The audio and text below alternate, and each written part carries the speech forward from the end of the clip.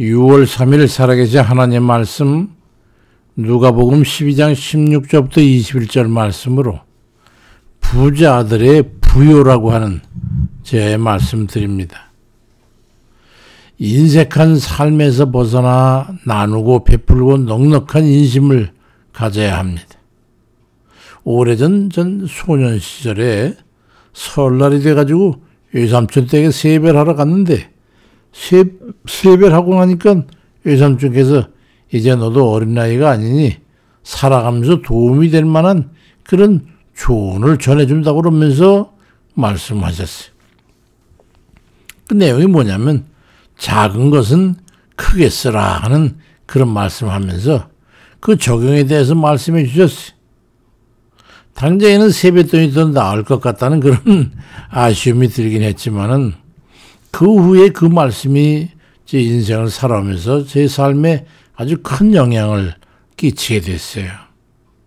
그 말씀은 인색한 마음을 갖지 말고 조금 더 넉넉한 마음을 가지라고 하는 그런 의미로 해서 들려줬던 것 같은데, 청년이 되어서 사회생활을 하면서 그 말씀이 참으로 값진 교훈이 된다고 하는 걸 깨닫고 그로부터도 실천하려고 노력해 왔습니다. 다른 일을 대접하거나 또는 어느 집을 방문하거나 누군가를 공대할 때에 감동을 줄 만한 넉넉한 행위가 돼야 한다는 그런 의미로 받아들여 할 수 있는 대로 어쨌든 실행해 왔습니다. 사무엘상 25장 1절에 보면은 다윗이 사울 왕에게 쫓겨 도망 다닐 때에 갈멜에 이르러서 그 광야에 이제 목초지에 있을 때였는데, 그곳에 나발이라고 하는 큰 목초급자가 있었는데 다윗이 그곳에 임시 거주를 하면서 그들을 지켜주고 보호해 주었는데 양식이 부족하게 됐어요. 그래서 그 나발에게 협조 요청을 하게 됐습니다. 사무엘상 25장 7절 이하에 네 목자들이와 함께 있었으나 그들을 해하지 아니했고 양과 염소들을 지켜주었다. 네 목동들에게 자세히 물으면 잘 알 것이다.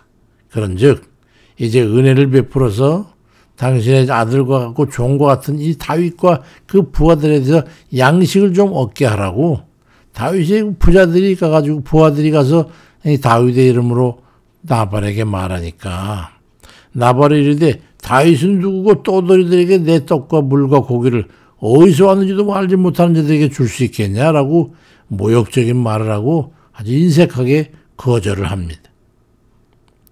그러자 다윗이 부하 400명을 이끌고 나발의 모든 것을 몰살시키려고 가게 되니까 그 사실을 알게 된 나발은 사무엘상 25장 37절에 낙담해서 몸이 돌과 같이 되었다가 한 열흘 후에 여호와께서 나발을 치심에 그가 죽으니라, 이 말씀이 기록되어 있습니다.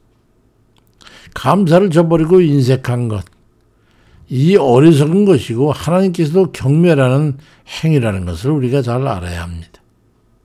나발이라고 하는 말은 어리석다라는 말인데 그 어리석은 나발과 같이 은혜를 도외시하고 감사를 잃어버리고 어려운 이들의 요청을 거절하고 독식하며 인색했던 나발은 하나님 뜻에 따라서 죽게 됐습니다.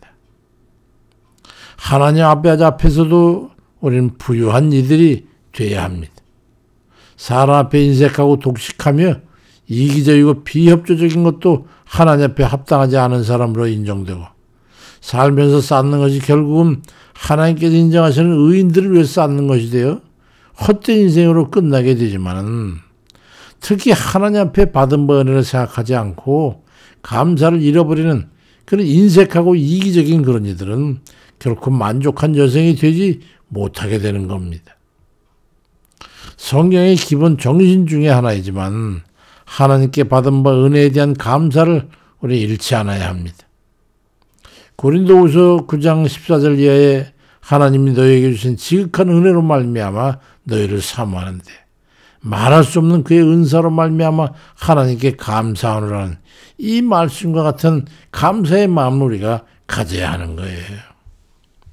말할 수 없는 하나님의 구원의 은혜를 입었음에도 그에 대한 깨달음이 없이 부족한 것에 대한 원망은 있어도 이미 채워주신 하나님의 갚을 길 없는 은혜에 대한 감사는 뒤로 던져버리고 있는 겁니다.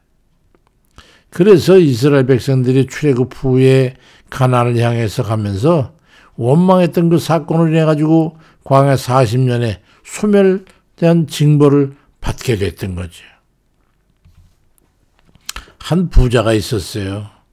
주님의 기록에 보면 누가복음 12장 16절에 한 부자가 쌓아둘 곳간이 없을 정도로 밭에 소출이 풍성하니 내 곳간을 헐고 더 크게 짓고 내 모든 곡식과 물건을 거기 쌓아두리라 하고 자기 영혼에게 이르되 내 영혼아 열에 쓸 물건을 많이 쌓아두었으니 평안히 쉬고 먹고 마시고 즐거워하자.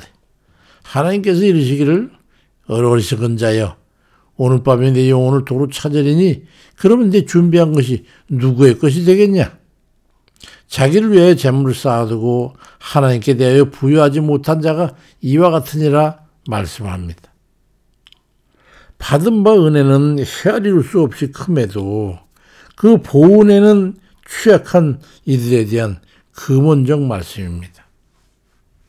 하나님께 대한 부여는 구원의 감사로부터 시작되는 마음과 정신의 문제인 것을 우리 알아야 합니다.